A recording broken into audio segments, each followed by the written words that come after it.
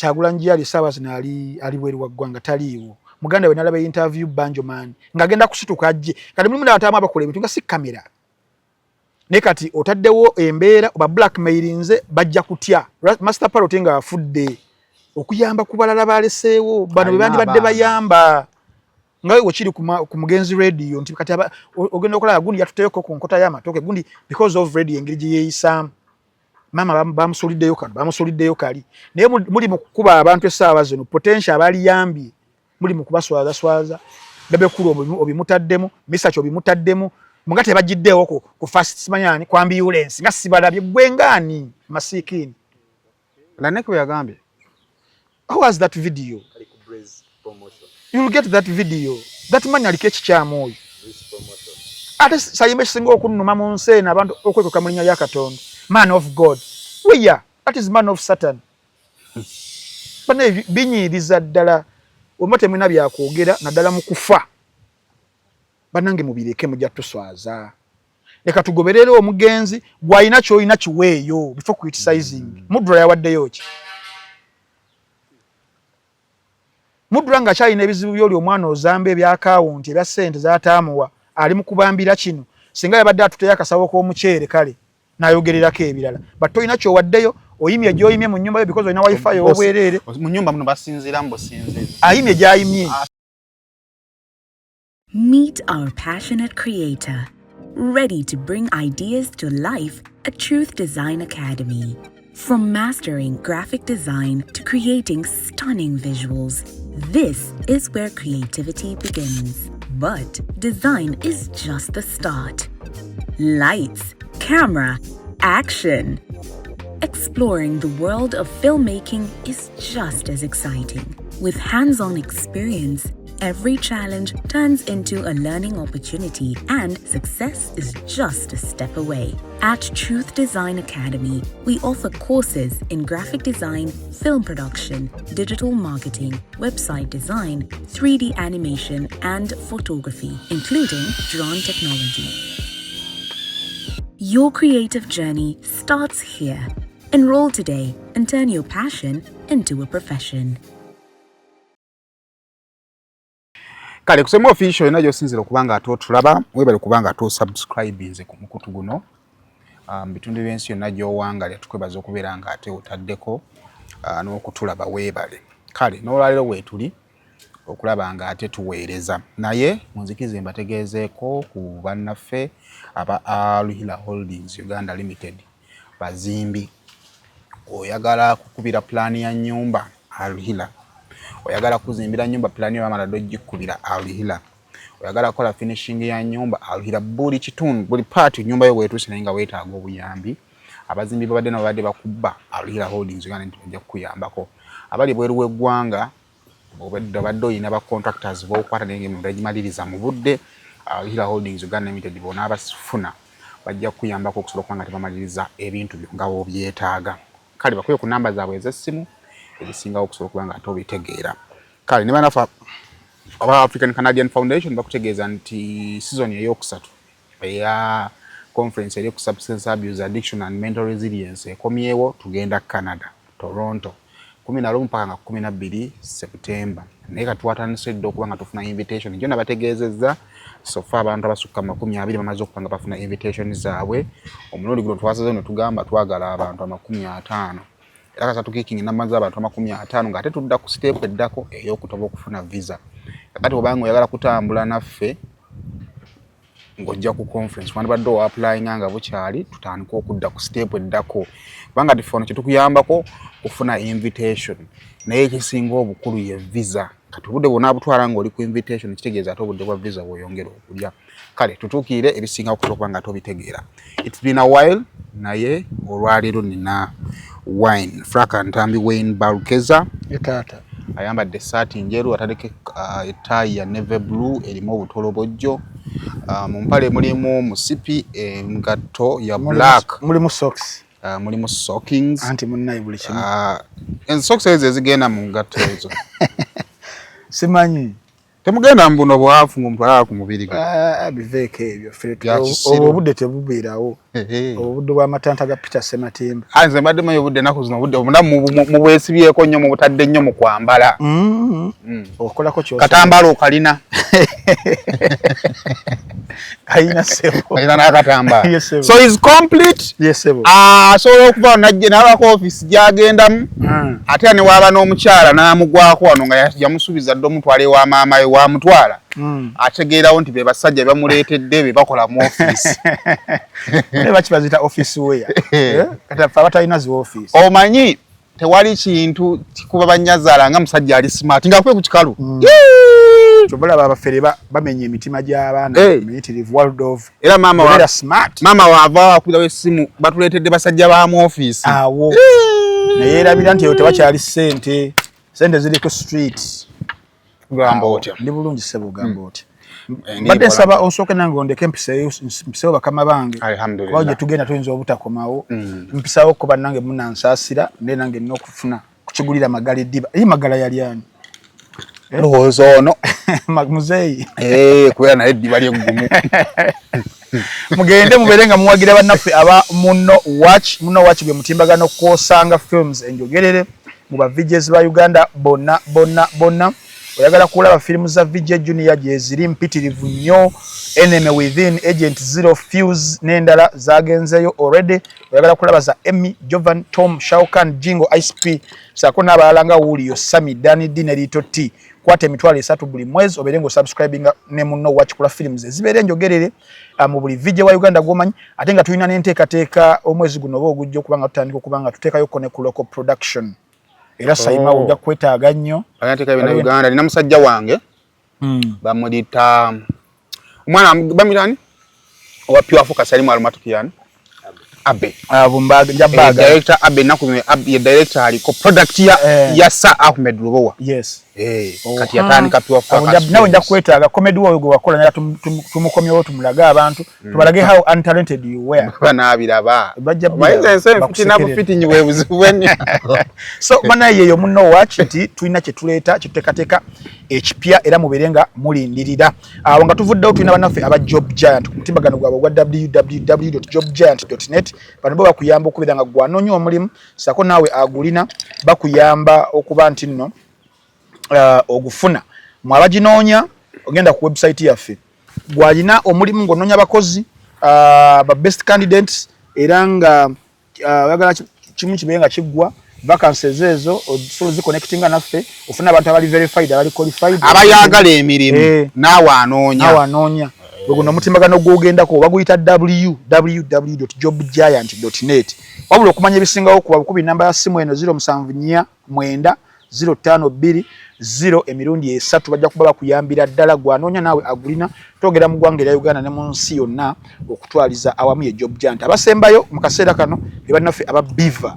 Organic and Natural Health Products Dr. Richard Senjobe yali side zaawo emengo ye ajjanjaba bulwadde obwenjawulo wabula nga ajjanjabisa butondi asangibwa menga awo ng'oyambukirira oli kumpi kubanga otuuka Masengere ku mukono gwo ogwa kkono obuye ng'oweta ku Hamu Mukasa Road enamba eri 0752602427 buli kalonda kakalwadde buli bulwadde bwonna oba bw'abaana bato oba bubugwe muntu oba abakyala n'abami ebyo mu kisenge ebyo byonna babikolerako ddala so asika obulamu tassa mukono ng'ogenze ku Beaver Organic okay kale tugenda okutandikira olunaku olwaleero wangambye olina kyoyagala okujja ku mutima gwo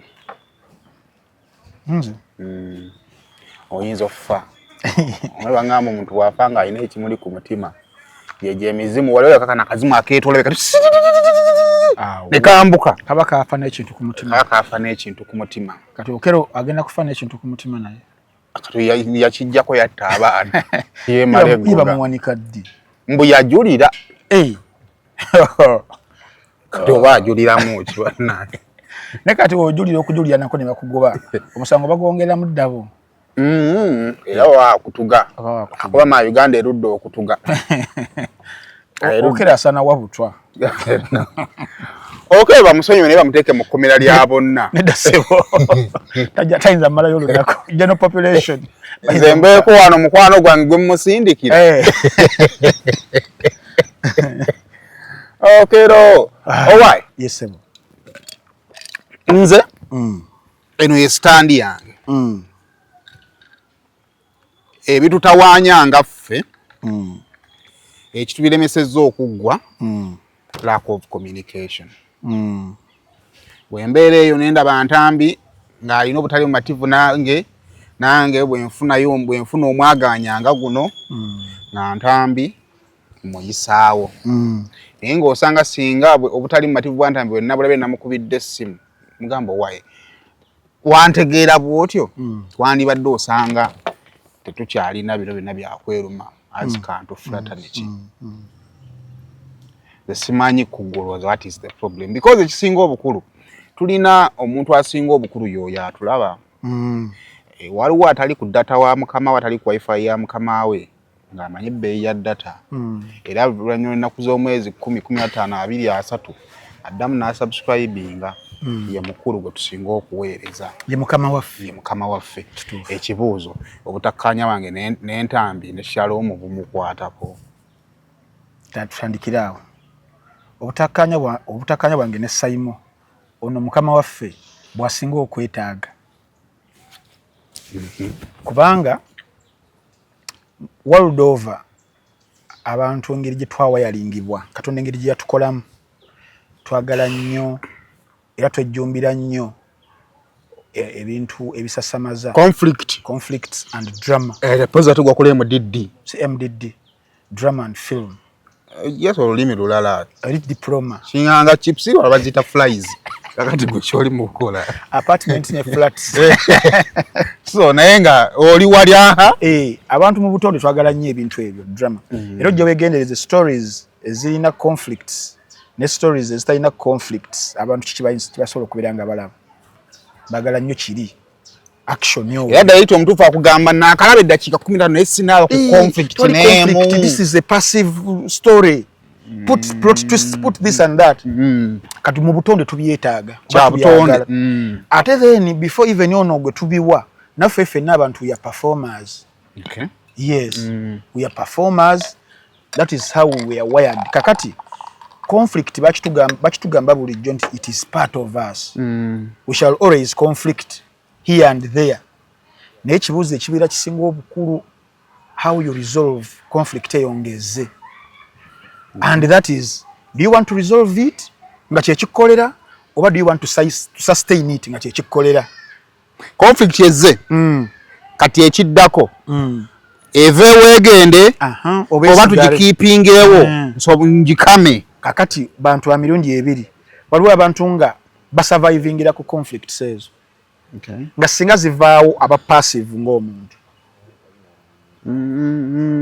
Era bawulidde oli yagambye nti akantu kabadde kabulamu likes ne views katwetwalemu kati ye conflict yawe bemukoledde. Okay. Nosangayo n'abalala nga tejja mukolere mukosa nga image gya create nze yes nga kubagana ne conflict naye ng'omuntu subconscious ye like muri psychologically nga kigenda kumukola bulala nnyo yoyo omuntu aba seekinga okujjawo conflict yayagala biveewo continue n'obulamu. Okay. Kakati mu bulamu bwe tulimu Saimo naddala mu mulimu guno gwe tulimu ffenna tulina characters ezimu ezigenda ku side eyagala conflict esigalewo ne abamu bali ku side conflict eveewo. Ekibuuzo ekyebuuzibwa gwe obeera ku side ki? Njagala eveewo. Ne kati waliwo bali ng'ate nga ye character nabo gye baaguza abantu bye bino byassa Saimo wali ebyonoonese nategedde ojja webale nnyo character eyo ng'oli gye yabuildinga sina kindi by personality eyo maybe amirundi ebiri. We have a personality ekyo kyobeera oli. We have a character gy'oyambala. Leila Kalanzi Kachapizo is a personality. Definitely. Not a character. Yes.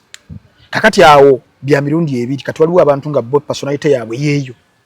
Okay. Obala engeri gye bamukuza upbringing ye gye yawangaala emikwano gya keepinga webityo ajja kubeera oyo. Kakati obeera ng'oli player mu fraternity eno gye tulimu you have to understand coins side zombi. Okay. Kiba kigenda kureducing ebintu bingi nnyo. But unfortunately nti tetuli banjawulo nnyo ku bantu abalala ba conflicting ewalala. era abantu abagamba nti kati ate akantu kazzemu obuzibu kali kalina obujjamu tetuli that special okuba ffe nga tetufuna bitukola ki. It is a community erina okufuna obuzibu. Yes sebo nga communities endala bwe zifuna obuzibu tufadde n'obuzibu mu parliament awo era gye bigendedde wano nga waliwo gwe bakozeemu bye bakozeemu era ne probe report omukulu yamaze oggifuna tumanyi kiddako bangambye eri ku mmeeza buli wafuluma nga akola bati obanzizeeko ki agikyusaamu bwati ng'abikirako bwati ng'ate amala afuluma nti eyawo eri mu kkala ya kitaka fayiro eriko erinnya ddene anita webale nnyo tulina conflict wano omupiira gwa Uganda musajja wange Hashim musajja wange oyo sola mwegaana Hashim Moses musajja wange gwakuwa ku ttooke alhamdulillah naye bamuyuuya ogenda okulaba musajja wange ono omulala ate ekyewuunyisa bonna basajja bange. Hello, how are you? I'm good, how are you? Yes. Omutegedde linda ddo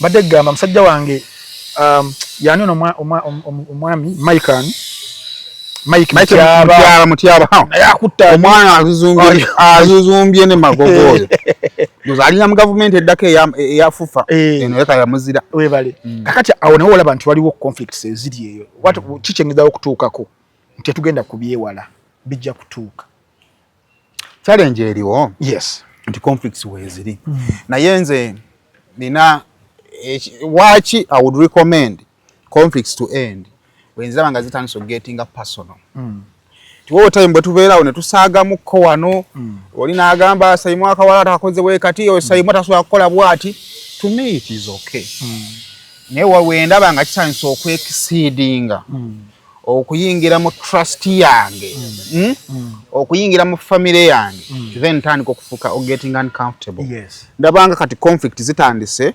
okuyingira mu trust abantu bano tubaguza trust waliwo oli agamba nti awo Saimu omulaba ne bw'omuteresa ekyapa kati agenda okumaliza ng'alaba waliwo amukakasa nti oyo obuyaya bwaliko tobugeza kakati Saimu waliwo kye tuyita constructive conflict resolution mufa abantu what is conflict in Uganda? Akakuubagana nga kaze Saimu n'okagemerawo tekajja kutuuka eyo kutuuka personal naye singa okakumamu omuliro naawe nkagenda just a matter of time nga ekintu kyescalatinze nga kituuse omutakisuubira nti kijja kutuuka waawo tulina ebintu bino wammanga tulina okwejerega trolling banter olwali olwo but it is just a thin line liwo olukoze okujerega n'okuvuma akalayini katono nnyo era ekikola akalayini akwe kutegeera ku oyo gwojereze mujeregedde mu kiseera ki mujeregedde mukadde ki waliwo Saimu we bayinza okuvuma okujerega akawala tanooseka waliwo ne bayinza okukaleetera mu kaseera ng'ate olina ky'oyitamu ng'olaba everything it is against jukira za BET ono muyimbi zali Oscars yes Will Smith yali asaaga kuba lwali ne gwakubirako olwo ayitamanyi kye bali mu kuyitamu kaseera keyagiramu nga mukyalo takyetaaga webale nnyo kakati naawo fe bannakantu essaawa zino ne kuno okweyuzaayuza kwe tulimu ffenna that group factionalism okweyawulayawula okwo kuleeteddwa ebintu bingi nnyo ate era nga tulina kubiyigiramu tulina essaawa zino ekintu ekimu ku bisinza okuba nga bitukyankalanya ng'ekya loyalty testing tulina ekyokubiri ekya rival alliances ne personal grievances kati kanzire ku loyalty testing Saimu bwe tuba nga tukola ffenna akantu ng'olina abantu abalala abatakwagala abakuleetera naye entambi nga yemba ku seeti ya Saimu ate akawungeezi mbeera eri ku balabe bo kiyinza obutakuleka kyekimu onogamba musajja wange ono gwe tuludde naye ate yali mu balabe bange so loyalty testing basanse kulwanira kugwe nze avudde wano ngenda eri anti obuzibu obuliwo like psychologically omuntu aba ayagala nti waba ali mu lutalo abajasibe bonna bamikwano gye bali wano mukatu bali wano begatte bamulwanireko okitegeera begatte bamulwanire kati wakulaba nga ogenze eri kiyinza okumukosa n'alaba ng'omulekeredde. Kyekimu kubeera kuzimu ku examples waki tuli wano ti Black Sugar yakwata ekkubo n'awalampa akadaala n'agenda katuuti ak'omukyala gwe bayita Senga Acid. Senga Acid nga mu kaseera ku mulabe wa Shamim Mayanja. Kati Shamim Mayanja loyalty testing ku yandibaddewo byonna naye oli abadde anvuma olaba tewaligenzeeyo oba okitegeera ate kya butonde ekyo nti muli mu kuyomba ne neighbor munyina olutalo lw'amanyi ne neighbor ate mukyalawo gyagera n'asaba akaso ne banyumyanyumya kyava maama Pius Golden we yeyawula ne New Eagles yagenda bugenzi ngenda otaziriimu asigata mu Golden Band nga tata Pius agenda loyalty testing. Nti n'obeera nga ntambi nina ensonga ey'essimba nga nsobola n'okugimunnyonnyola nti nedda ngenzeeyo just kumukkakkanya kumwogereza yinza obutakitegeera mu kaseera ako emotionally kati rival alliances kati saawa zino manyi ekiriwo mbadde ndaba YouTube video nga Kitone ali ne Junior amma ngali ne Junior nangamba kalunye kunangu tunambe ngali ne Junior bani akyazza munne simanyi Junior kaya akyazizza yanganze ngenda amma kakati ekitugambi tufuluma rival alliances ezo oda Junior eno ayina fa abalabe be court kyobola bantu kasanyufu akasajja buli kabadi kali ku live nikagamba nabagamba njabba malawo kati mwetandise ku magama nze uchi nze buzibu. Junior oyo tuyina history wa fenze naye jetukomyo genda nga tugenda maaso ngeza kwagala ku understanding okumutegeera rudi lwasaga nze niwa bampisizamu eggali sometimes I can reach out and mugamba Junior le eggali gyempisizamu nge badde nkanaseka like we go back and forth bwe tutyo okitegeera kakati Junior eno already tuli balabebe kati watulabanga tweyuza bwate nga n'omuyuza amulabye webale nnyo abayina omuyuza abayetaaga yakamayo yongerera ddala sesaamu rival alliances Junior yatuga kiseera nenaga katutika Senga Acid wadde Senga Acid yali amuvuma ne kati mu kaseera kano n'olutalo lunalaba nga biriwe banvuma tebiina makulu azironga zoono alina gwanjuliza webale nnyo rival alliances kati rival alliances zongera conflict okujongeramu muki omuliro oba okitegeera ekirala personal grievances abantu ffenna tuba n'ebintu ebiri personal ebikola ki ebituluma but the challenge ebeerawo okubyanika okitegeera naye sometimes n'otanenya muntu kukyanika kasakyanika aba akijjeeko ekyo ne kivaawo olina teri kisayimu kintu kiruma bakubanga olina ekintu nga kikuluma ku muntu naye nga tolina gwakukyeyabizaako naye ng'omuntu agenda mu maaso yena okubeera nga yaleeta ebyo ebiri personal and then before you know ng'okoze ki ng'obyanjiza ng'obireese kyekya promptinga mu kaseera k'olutalo nga lutandiikiriza Shiba alina byayogedde awo tubidiscussinze bivuddemu conflicting okwo kugase Black Sugar ne Shamim okwereetera Black yalina ebyamuli ku mutima n'akozesa conflict ya Shiba yaliwo okuyisaawo ebyamuli teyayisaawo mbona ali mu kudefendinga Shiba nnyo position ya Shiba byayogera but yagamba engeri because mu kaseera mwe yajjira nga Shamim abaana ba Shibaholics banenge gye bamukutta mavumba nga amagye nga makambwe n'agamba nange mumpechepe omulwanyi Sugar n'agamba gana amagye engeri gali manyivu nange bwengattako bamwambalizaawo nno yamwana Foster General kati Field Marshal Shiba yagamba yambalirawo tukube mundu mulabe wo ye mulabe wange tulwane tunazuula oluvannyuma bana oli waffe kakati olutalo lutandika nnaku lumu nnaku bbiri onabadde atagiraagira aleesemu naye ebibyeye 19 Obuganda Agreement olutalo olutaggwa luleesi okitegeera kakati mu kululeeta akosa sayidi eno kati mu kugikosa jjukira olaba sayimo bino ebintu byetwogera tolina ngeri gy'oyinza kulimba muntu tinabadde sitegeeza ggwe naye nga like the similes you're using and they are describing in time bino batwogedde so ujja wano ne soogera linnya lya muntu naye entandika okwekuusa okulubuto batandika okwetegeeza kati lubuto alwogedde ku sayizi ki yebale nnyo kakati kyalabika nti nno Sugar yali alumbye famire yani ya Shamim Mayanja ng'alumbiddemu n'omwami darling teri kintu kirumanga kuvumira darling okitegeera kati darling wa Shamim omusajja wattu ne twebuuza abiyingiriddemu wa naye nga mu lutalo lwonna Saimo era nziramu kiri kye wabadde ogambye nti kasabituuka mu family n'abaana mukwano byo abijja tuukayo ate azawe wanuma nanti wakuluma naye that is the reality tinyagala ngambe Simon kye kiyinza omuvumi akawaata tawuliddeemu mvuma akawaata olubuto tawuliddeemu bukodo byonna ebyo byonna namanyira nkwe ate kimuluma kati darling kanyongeremu ko wali nkwate darling wa Simon ndabo ba Simon taterebu anenyinya so sugar yakola ki kye yakola nayingizaamu omwami woli nageresa because ebitya toyina byali bitirivu ebyaddala nga bino kutriggeringa emotions za Shamim omuntu abajja nnyega abajja ku wandivumye enza ali mu industry notateka mbata nante uzibu enkuvuma gwe tonyiga ate ndi mu lutalo njagala kuluwangula nzikakkane kachuvula nti abantu batekamu abaana batekamu abazadde batekamu ba spouses baffe mukulwana olutalo kituufu naye mu buntu kikyamu nanti ate olutalo teruliko buntu wogendera mu lutalo bovudde mu buntu bw'osala ogenda mu lutalo weeyambudde obuntu Johnson Manchigamba Shalom oyo there are no moral victories in minor league wars tewali ngata amuvumye nnyo amuvumi kiberanga abagamba bwe tuba twazze mu lutalo bwe ndaba oyagala kunsinga nga nzijjamu empale nga nkulaga ebbina webale nnyo mu lutalo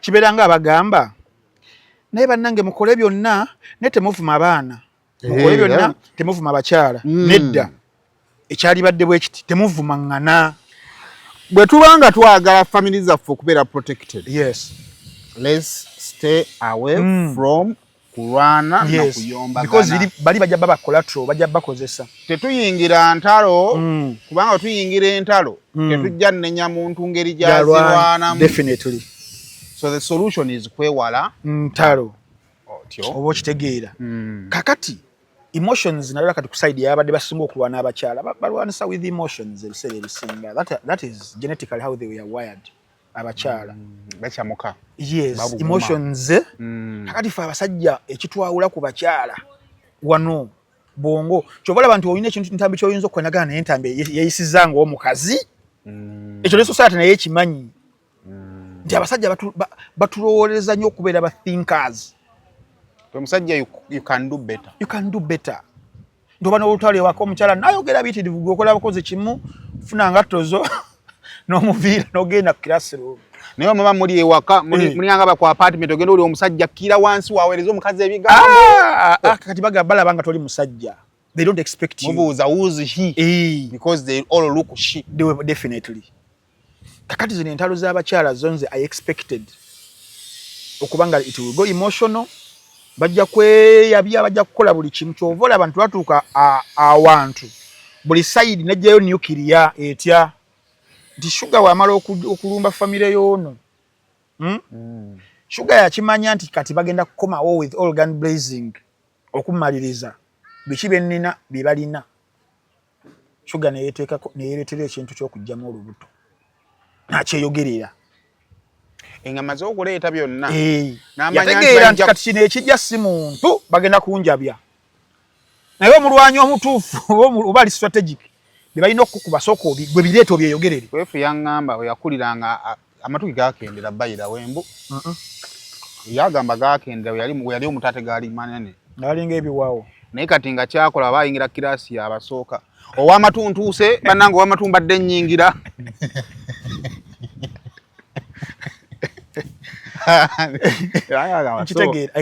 kati ogenda muvuma ki kale Shalom yatugema mamwa ntuuse ogenda muvuma ki naye kati abakubanga yali akitya nga bakimukoza senga buli ssaawa kiba kimuluma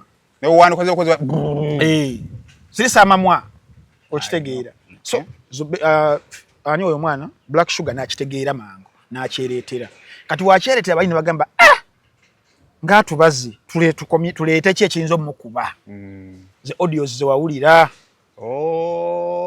audio pan audio naba recording amaloboozi waliwo mukabe ebintu byakola olumu obanga empewo ze kuyitiddeko nogaka neetegeke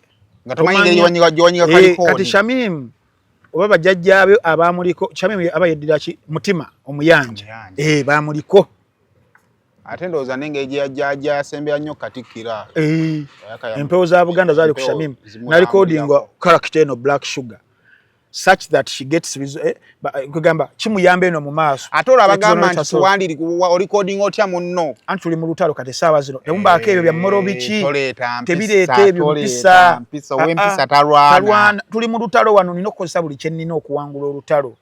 The end will justify the means. Bino betwalwana nga loli n'avuma mama wacho vuma mama wange. Ino muvuma gwaki olwanyi. Tetuteeka mbazadde muli mu kulwana toleeta mayinja ankubye ejjinja tolwana. Kulwana. Okitegeera. Kakati Shamim naye yakola kyalina okubeera nga akola. However, the challenge I had lwaki nze najjamu ne neetikkibwa oba ne ntwalibwa obubi kwe kujjukiza abantu bano codes of fighting. Bwe tuba tulwana teri kuloopa.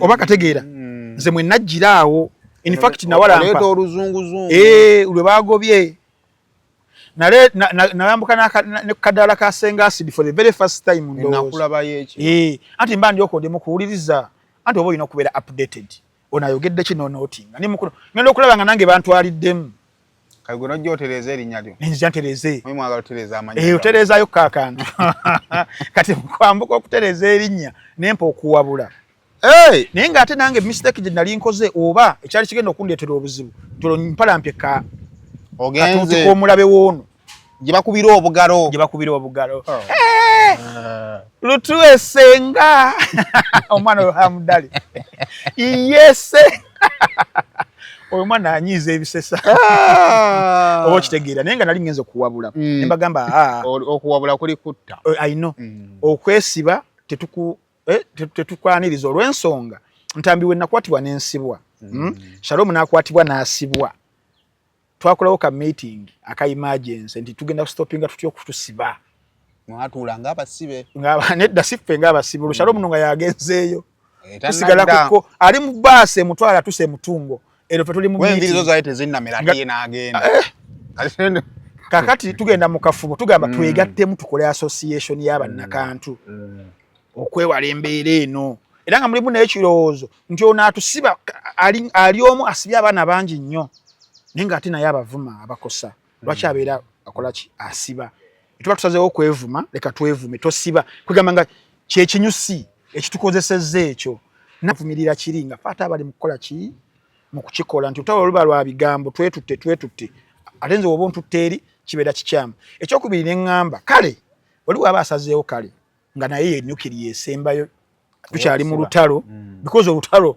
luwangulibwa mu phases kale waba asazeewo nga kimuyinze ng'agambye kukwata kusiba naawe baba bakutte ne bakutwala mu kyekimu counter sewing toŋŋaŋŋala so I advised ne ŋŋamba kale wanoono kamukwatirayo nti avumye lwakuba bawabira omusanga tegwe bajja sections nga bamala bezikwakkulamu Computer Misuse Act ogwa cyber stalking bagujjamu yes ezo sections 24 muri bali babijjamu dda officer yaguyingizamu yali mulalu naye basobola okugwamira basobola okugukyusa ne time in fact ne baba bagenza mu the 2011 one ye eri origin era basobola okujjajjamu kaawa obamanyi bagezigezi era bafunaafuna okitegeera naye noono naye naye ate asobola okusowinga n'empaningi yasobola okusowinga ono gwebasiba okitegeera kubanga naye we tuba tugenze mu Computer Misuse Act yennyini ya 2011 kyo eyogera ku unauthorized interception and recording of communication okitegeera eyogera ku unauthorized disclosure of information oba recordings omuntu nga takuwadde lukusa ate n'obiteekayo gubeera musango n'oba ogenze mu regulation interception of communications act RICA ya 2010 badde njikuletedde emmotoka mu eringa ndajjukuwa ne Penal Code Act kapo y'ekikumi ne data protection. Musuubuzi munnange nawe walina ekirooto ky'okusuubulako e Dubai neneesanya okukwanjulira banno ba Clarion Integrated Logistics Solutions abeesigika era abeesimbu mu kutambuza ebyamaguzi by'okuva e Dubai paka e Kampala e Uganda nga biyita ku mazzi oba konnyonyi ku bbeeyi ejja mu nsawo yo. Twesige ku Clarion tukuyambeko okutuuka wotosobola kutuuka mu bwangu nga kagayise ku mazzi atwala ennaku 18 zokka ate eya kago atwala ennaku 3 zokka okutuukako ku woofiisi yo. Tusangibwa ku Diamond Trust Building omwaliiro gw'okuna akasenge 411. Kati osobola okukola oda y'obutereevu ng'oyogerako ne Nankabirwa Stella ku plus 971 582 58 79 oba ku WhatsApp ku plus 256 756 846 772 oba jangu butereevu ku ofiisi zaffe ezisangibwa ku Hamri Airport Edeira mu Dubai. Clarion lw'okusaabaza ebyamaguzi byo mu bwesimbu okuva e Dubai paka e Kampala e Uganda mu nnaku 18 zokka. Piracy Act ya 2019 Ona waliwo emisango kati nga ngamba yes osobola okukwata ekkubo lyagala okusiba nina basobola okukomerawo wenayisaamu line ne ngamba nti obwavu kibi singa ono abadde ayina ssente nga alina ba lawyers baba basobola nabo okutandika ku kino tugamba nga mpa sayidi zombi okitegeera kyesaamanya nti munnange kigenda kumunyiiza tibenteesezza bya kisiru yali akabyali bya kisiru naye nga nkitegeera nti era kuye bijja bba bya kisiru kuye nga si byali yagadde okuwulira naye nga ge mazima which I accept okitegeera kakati munnange olutalo ne lugenda nga lugenda mu maaso otukeeredde olunaku olwaleero nga muganda waffe Kaweesi naye atadde akakaata agambye kimala enough is enough kimala he busted out n'agamba Nalongo kitone tekisoboka n'omulundi n'ogumu abaganda bagamba naye ababasiika obumbi baba baleetera okululuma olwo olugero olumanyi ndumanyi temulanga mubabaziika kumpi wajjamu temubaziikira ddala nga baziika abataka olabeko nga baziika omutaka teri mutaka asobola zuukira naye nga Shalom namulabula nga Shalom okombooza nnyo nangamba sinze yamukombooza oyo gwe wamukombooza yagira mu musango gwo mga kookirabe gwe okombooza kookirabe okitegeera so olunaku olwaleero bwe tutuukidde nga we tuli naye nga muli ndowooza how do we go away from here muli ndowooza Saimo abantu baleke bajjeyo emotions zaabwe ne feelings mu biseera nga bino lwaki binagwa tebijja kuggwa naye kyekigenda okuyambako kakati tutandika naawe nga mmanya line gye sirina crossinga oba okitegeera kati the biggest challenge eriwo yeya akantu ffe nga we tuli nti waliwo bataddeko amaaso abaagala tubeere mu mbeera eno gye tukola ki gye tulimu ey'okweyuzaayuza nga kijja kubeera nga kibakolera kyova laba nti nze sometimes ndaba the bigger picture nti nze Shamim okundeetera troll gye yandeetedde bakuba ntambi ow'emyaka 2 oba 3 mbadde njawula mpirawo live yonna nzize omuliro sigambamu n'ebigambo bye sirina ebigambo mbirina byo bingi ate kasita mbikozesa bwe ntyo maliriza ndi luzira okitegeera naye okubakubamukko kafaananyi n'ogamba lwakyayogedde bwati nti munyiivu okay understand ze munyiivu katugendera awo ekyo kankole ki kankireke obuta escalating luki lutalo back and forth kati mu mbeera eno omanyi ndabyeko mukulu ono yani ow'emboozi mukati balo YouTube y'ekyange gye mutagenda mawa nambe not nambe omwami oyo Dayas oyo yali atunkane nanko Balamu Davcom yes issue ya Davcom I believe engage yali silent ko compare emboozi za YouTube bagenze mukomera ya Davcom ya silent muko bansonga nti abagirimu baali bamanye ekyokukola nti obuzibu buli kwa Bitex ne Balamu tunoonye Balamu ebintu bikole ki naye obutagenda kwa YouTube oba muyina ekintu kyajjayo ekituufu nti waliwo ekirowoozo nti YouTube muno bwafuna obuzibu olina okukola ki okumubeererawo kyenzikiririzaamu okwebeererawo nze nkutwalanga legal representative legal representative omulimu gwo si kuwolereza buwolereza but as well to give you legal advice moving forward actually lawyer nga awolereza buwolereza aba munafu legal advice omutuufu yakwa advising oleme kugenda mu kooti gibakola ki gibakuvunaanira challenge gye nnina eriemu mwe mwagala tube balooya ekyali ga advisor temukyagala tukibeere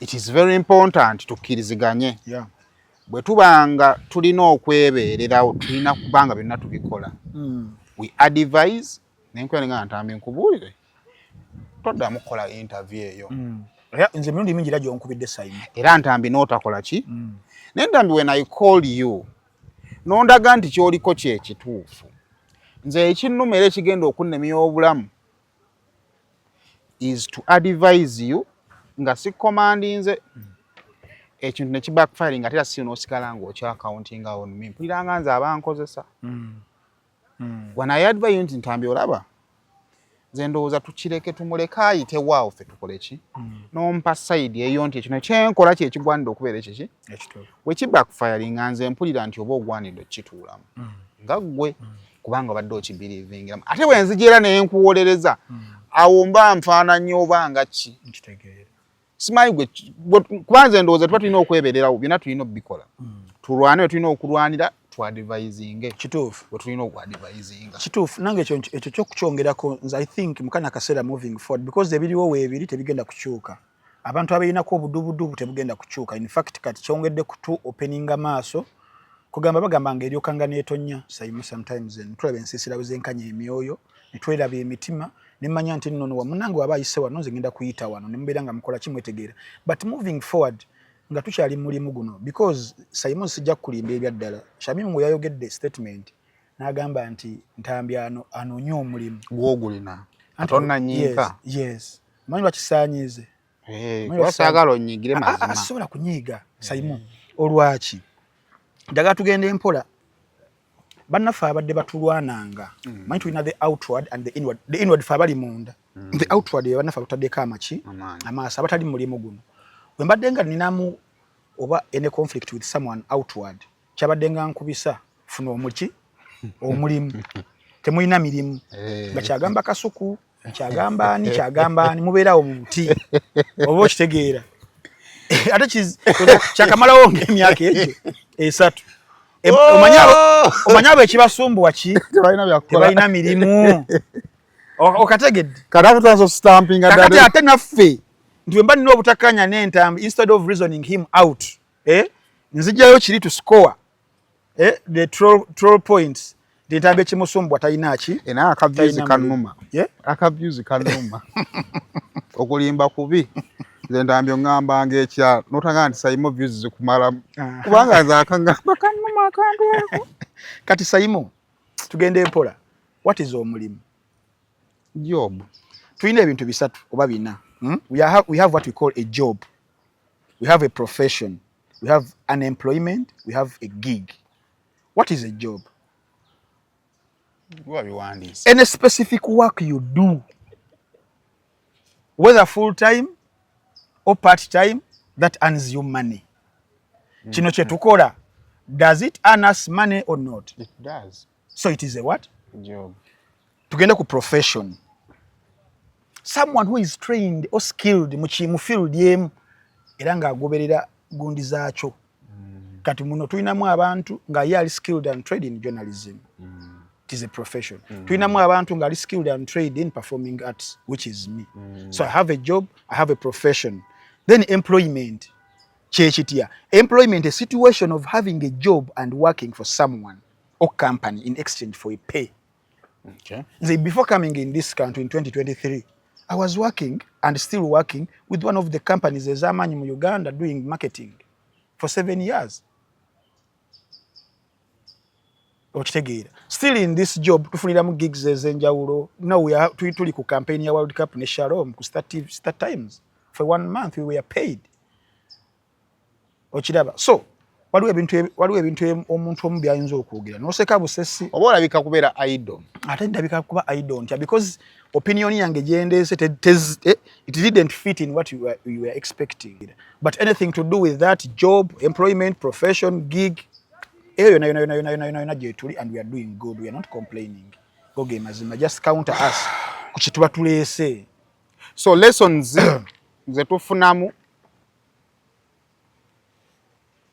still communication yesigala obukulu. Maturity. It's just be mature.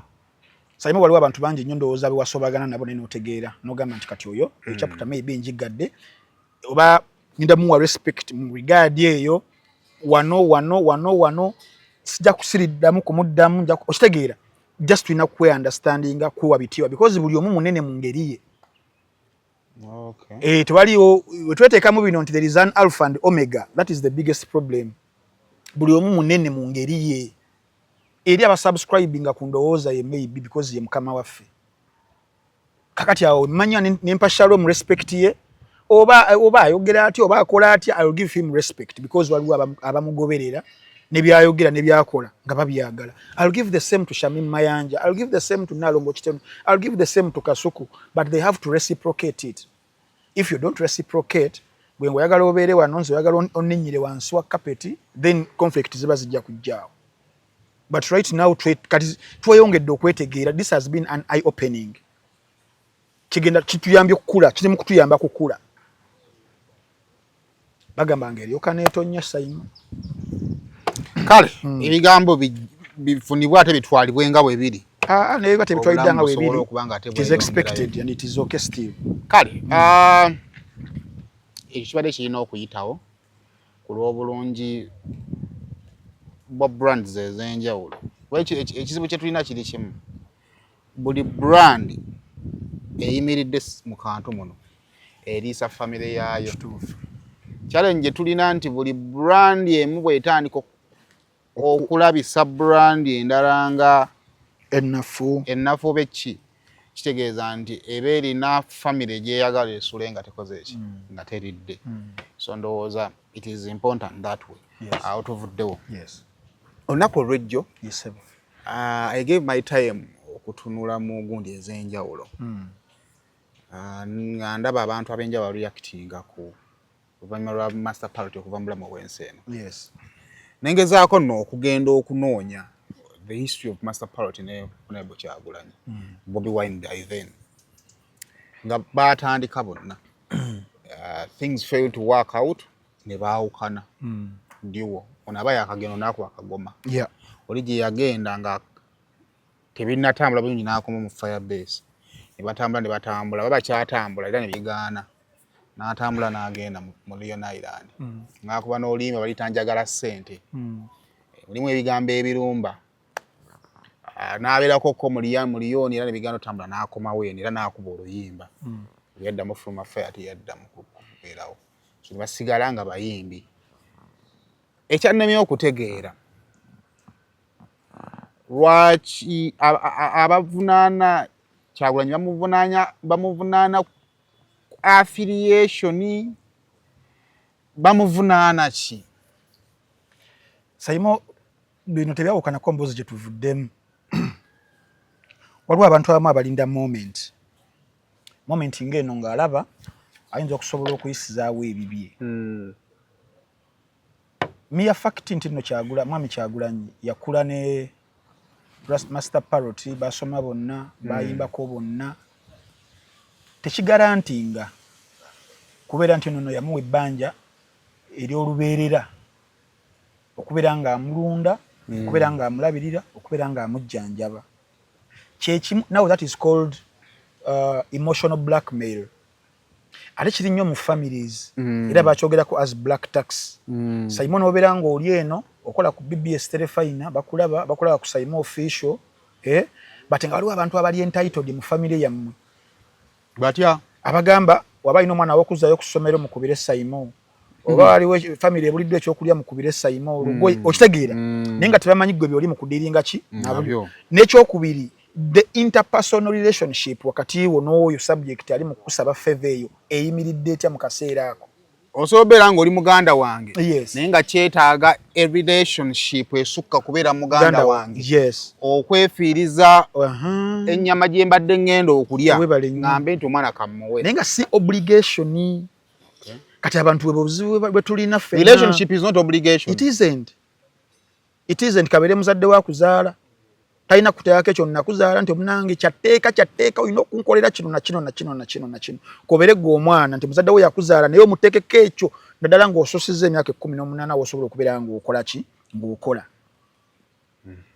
Kakati olaba kyo kiri ku sayidi ya family. Nze nzijukira mu 2003 David Beckham mwannyina we abeera sister bamusanga mu supermarket emu ng'ali mu kukusa some goods.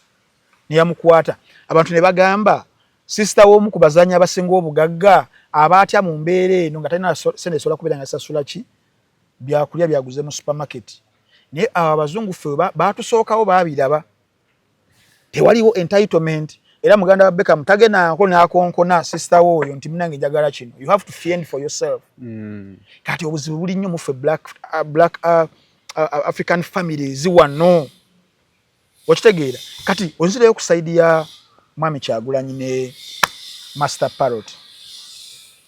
Saimo mutandise as partners mu kuyimba. Mubadde ba mikwano, muyina ekibagasse, muyina passion mu talent yebagasse.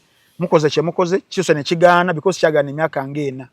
Obadde onnyonnyolera abapukami bayimbi ati balinga bayimbi kyabe ebiseera ebyo abaganye nga olaba Kent and Flosso ane baatuuka nga olaba ni duo duo ezaako na duo chezaako nazo manyi toseka sajja bange nabo jakasalamu bayina hiti ne beka senya liseyo ama mu ari n'abantu bajja kana kera niboso beyogerera sajja bangao so balinga energy eri awo nga yagaana nga yakonna nene bagamba omanyi itawa nompite wano obo kategeera kakati ate ekyaddakaawo mukama naddamu n'abakola ki n'abasisinkanya wabasisinkanya sayimo tukirize tugaane olwa kaseera we katuuka nga buli omu asobola okweyiiza okitegeera nti ennyimba Master Parrot yali akubye muliro nancha mama w'abaana azaani ng'afuna bookings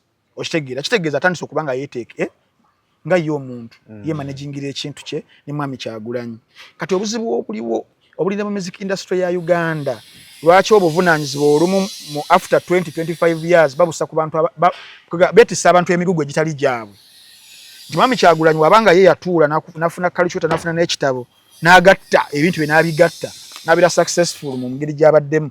Nze ntambi nange ne nkwata kalichota n'ekitabo ekibalo ne kibeera kifu ekyange lwaki mbeera omusango ngussako ne yabala obulungi. Bonna baafuna ebitabo ne pen. Yes. Ono n'akozesa formula ya body mass eriko brackets of division, multiplication, addition and subtraction. Ono ye n'agamba formula yange ejja kubeera ya minus. Webale nnyo yetoolako bwetosi ne yeetoolako. Kakati tewaliwo ngeri gy'oyinza kugamba ono nti yakubeererawo. N'ekyokubiri abantu kye tutamanya Saimo olaba kati ffe tuva topic esoose eyaffe bannakantu okweyuza kwe twerimu. Kati obumulumulu obwo tutabulisolvinga era kigenda bwe kityo. Oli nasigala kulaba munne gyali namuwishingira weere eyo zine embeera eno. Kakati abantu kye balina okwebuuza obukubagano obwaliwo obutabulawo bwali resolved in the first place era bwali resolved butya. Tulina ku kiripu nga Master Parrot agamba talabanga ku mulabe alinga Bobi Wine. Webale nnyo. Kati now how do you after those years olowooza nti no maybe okitegeera ate tebibulawo. Mwami Kyagulanyi ne si malayika. Did they reach out oba balowooza time ye yahiringa? Webale nnyo. Ekyokusatu kye baligera okugamba Saimo embeera nga nze yeetaaga. Kangenda kwewaka example. Saimo ng'olina ky'olina nga nkyetaaga neetaaga obuyambi bwo. Ndi mu mbeera sobola kusasula rent, wensula sobola kusasula school fees, sobola kulya. Saimo nina okwekakkanya ennyo okutuukirira. Nange muganda wange omanyi ntaasa oba nnyamba. Like you reach out. No ntinze wadde nkulaba embeera naye sinze kukikulowooleza. Then I give you a hand. Omukono baguwa muntu agwetaaga. Ekibuuzo ekiriwo waliwo ko ku moment omukulu gye yawayo ko mukono emabega kawo ndowooza myezi eyandibadde nga moment ye maama wa Parrot yavayo n'agamba omwenge omwana gumukoze eki gumutwala aboneka video akaafuluma. I think it was you and Shalom about hosting a Parrot. Yeah. Yali agamba ki? Parrot yawo yali alina statement gy'akoze previously video ezo nga zigoyenze viral naye nga ndowooza era gwali mwenge. N'agamba ye next Kyagulanyi. Nze Bobi Wine addako naye nga guba mwenge era we twamuleta n'akinnyonnyola bulungi nti bingi bye twogera nga tuli eyo mu mabaala nze muhoozi nga woobimanyi nti omuntu osobola n'okutamya n'osuubiza abantu emirimu which is very understandable.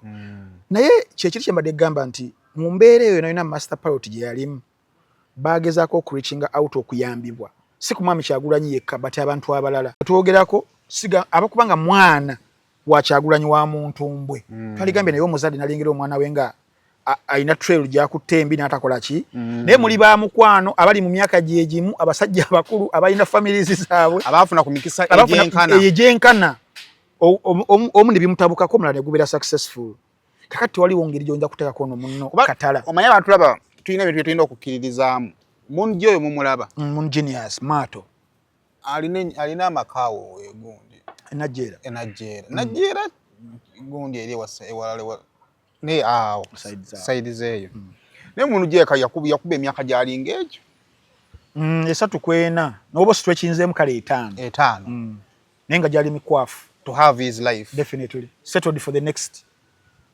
Kitegeeza nti teweetaaga kuba myaka 10 weetaaga mukisa definitely mukisa okufuna n'amagezi okuwatanya kw'obeera olina nayo kaba katono katya okweteekera ekiseera ekiyinza okujja mu maaso. Sisuubira nti omwami Kyagulanyi yaligenze maka ga mwami omugenzi n'amubuulira n'amuwandiikira nti munnange olina kweyisa bw'otyo olina kukola bw'otyo olina nedda ate abayingiridde obulamu bwe ng'ate muntu mukulu. So tukkirize omugenzi byamusobako byakola ki byamusobako naye tuleme kukola ate ensobi kuteekawo lukongolo kuteekawo katala ku bantu abamu tubasabe ebintu oba tubabanje ebintu oba tubeetisse emigugu muga Katonda mugula gitaali gyabwe. I felt very bad eri guy oyo pastor and is a fake pastor Yeraneke pastor ali awa ayiyiza omwo mu gospel muyimbi sekiwa nti muyimbi no alina akayimba kaawo ke yayimba najjuza National Theatre sekiwa ndowooza yabasangamu yabasangamu tasobola okujjuza adde omuzigo but namwewuunyiza Raneke oyo and I've met him once or twice ng'ali mu calling out names ez'abantu Bobby Wine Bebe Cool Misach temuliiwo temukoze mutya ekibuuzo kibeera katono nnyo ekibuuzo ekibeera ekikulu before calling out names gwenga gwe okoze eki oli president w'abayimbi webale nnyo n'oba toli president for humanity kale omulabi ali mu mbeera mbi kuba agambye yayogera yali mu mbeera embi mwabamweyisa brother kale bo babi gwe omulungi ennyo amatoobuta wamulaba nga ali mu mbeera ya kudaaga oyo Raneke tambulako nga agaba emmotoka ey'ekifere ng'agigabira Levikson oba kitegeeza biwe bityo agikuwa ku manya agikujako akawungeezi wisdom kaji yamala n'atwala ebiwe bityo wabanga yalina obusobozi obwo bukola ebyo kale kyogamba yali asobola okubuwa emitwalo oba 5 jasobola okuwala master parrot okitege kati before wakyo nawudde kibanenya nnyo Bobby bagamba yali asobola okumukwata n'amutwala mu rehab kituufu yali asobola okumukwata n'amutwala mu rehab naye abantu kyebeerabira ku bintu bya rehabilitation si ebeera final solution. Ngenda kuwa example olaba Frank Agirie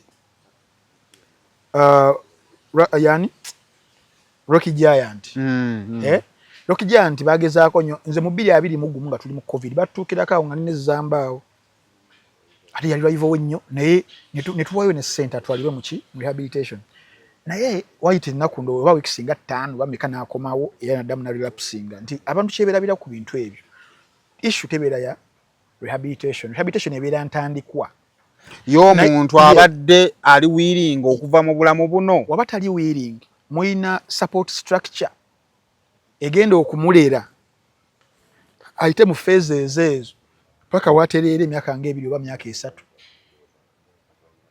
so kiyina beera collective so si katala lya muntu omu oba kitegeera kati nze kyannumye nnyo Mudura yanyiizizza oyo mufere yani Raneke yanyiizizza kali yalaba ino opportunity ayagala nnyo okukola akanyanya akatagenda wala nnyo mu moments bweziti kuba si muyimbi togenda kumuswera amagenda tekayo concert togenda muswera amagenda kubayo oluyimba oluhiitinga wadde mu church sina pastor mba ina church okuhiitinga wadde mmotoka y'okufuluma nti oluyimba lwa Raneke tokisuubiramu and the way he has been making a name is through those controversies kuwala Levikson emmotoka ku macha akawungezi n'agimuggyako kati abukidde ekintu kya master parrot nenga ki ekibagatta aba babiri olowooza do they have any historical background yakeddeyo bambi anti ng'alaba amawulire ajja gakolerayo kyekimu ekyatuse ku MC Cuts naye MC Cuts ye muyina enkya ku Lwokuna ewa Shalom 256 obo kitegeera kwa naye ina byayogedde ebitakola ki ebitakwatagana. So by and large bannayuganda tulekerawo okusonga ennwe mu bantu okubeetisa emigugu egitali gyabwe, kubanga tugenda ku detailing abantu abali okuyamba abantu probably kuba eno situation Master Parrot mwali because ye kati avuddewo wakyaliwo bingi maybe okusupportinga abaana be bayina okusoma bayina okulya we basula okulongosaawo na biki kati wokwata omuntu yali badde potential yali yambye maybe ne muba blackmailing mu mbeera eno y'okufa. Kyagulanyi yali Ssaabazina ali bweru wa ggwanga taliiwo. Muganda we nalaba interview Banjo Man ngagenda kusituka ajje kati mulimu n'abatamu abakola ebintu nga si kamera ne kati otaddewo embeera oba blackmailinze bajja kutya oba n'okunyiiga bakole kibaleke banogamba baali bayinza okugamba ate bye boogedde ate byebindeese definitely okitegeera kuba kati Master Parrot nga afudde okuyamba ku balala baleseewo bano bebandibadde bayamba nga wewe kiri ku Mugenzi Radio nti kati ogenda okola gundi yatuteyeko ku nkota y'amatooke gundi because of radio engeri gye yeeyisaamu mama bamusuliddeyo kali naye muli mu kukuba abantu essaawa zino potential abali yambi muli mu kubaswaza bebe kulu obimutaddemu misaki obimutaddemu muga tebagiddeewo ku fast simanyani ku ambulance nga sibalabye gwengani masikini Laneke yagambye how was that video you will get that video that man aliko ekikyamu oyo ate sayimbe kisinga okunnuma mu nseena abantu okwekoka mu linnya lya Katonda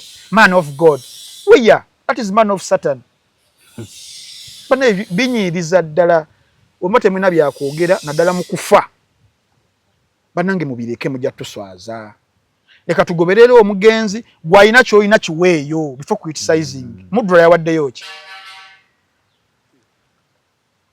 mudura nga kyalina ebizibu byoli omwana ozamba ebya account ebya ssente z'ataamuwa ali mu kubambira kino singa yabadde atuteyo akasawo k'omuceere kale nayogererako ebirala but toyina kyowaddeyo oyimye gy'oyimye mu nnyumba yo because oyina wifi obwereere mu nnyumba muno basinziiramu businzizi ayimye gy'ayimye asinziiriddeyo businzizi okitegeera ali mu kukuba abantu balala sooka oweeyo bagamba akasuka gwali nagwo taba muti naye temulina kye muwaddeyo muli mu kuconfusinga public n'abantu balala leka tuwerekere omugenzi bulungi nnyo aziikibwe then tulabe enteekateeka egenda kubeera etya okuyamba abaana baleseewo nga tetukosezza abantu balala kuba bakyetaaga obuyambi tulengera abaana bakafeera essaawa zino beetaaga okuyambibwa naye tubakubeera nga twaggalaggalawo buli wamu wonna abaliyambye abaana maybe so ndowooza omuzogo tugwejjemu ate nga Master Parrot si yasoose okuva mu bulamu obw'ensi naye abayimbi bangi abasapootingiddwa abayimbi abo ojja kudda ku kati ngenda ku example Mr. Semakula oyo mumulaba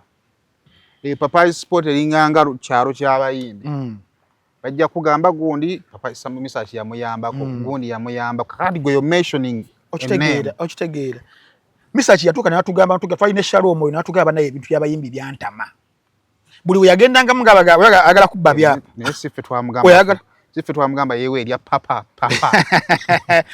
bambi nga musajja abatukane kino bali mu kimuteeka omuntu okwowa naye ate kati kyekizibu ekyo nti abantu abatayamba muvuma abayamba Semakula oyo lwakuba nti muntu mukulu naye wakafeero yalina omwana gwe yajja lwakuba omwana mala n'atabuka naye yalina omwana gwe yajjayo kyannaku nnyo Saimu kyannaku nnyo but moving forward mu kaseera ak'okufiirwa tuleme kwagala kukolera mu mannya omuyimbi hiti yekubuza emyaka 3 gwe mudura oyagala kukolera wano hiti talinamu hiti yakoma yimba ki man mujja twogeza ebintu ebimu tunyiiga naffe tunyiigira ddala bannange twekomeko muleme kutujjamize Laneke you failed the project. You will never make it as an artist. You will never make it as a pastor. You will never make it as a man of God. Okujjako ebyo ebyekifere by'olimu. And this is your moment. You shine. Shalom yatugambye akagambo shining. Kati Laneke ashiningire mulambo gwa Master Parrot. Gwatabaddeko nakakwate nakamu. Alemedde okuyamba abagosipa balina entalo ne bapastors abatabasasula ali eno. Ne yeyita man of God. Bayiga naye Katonda kalivaayo ne kibooko okukuba abantu abayitira mu linnya nti man of God. Emboka ejja kukaba wano e Kampala Saimu. Wakala yatandika ddomu kuba emboka. Kiraka yagitandika dda yamulabirawo omugezigezi oyo Laneke.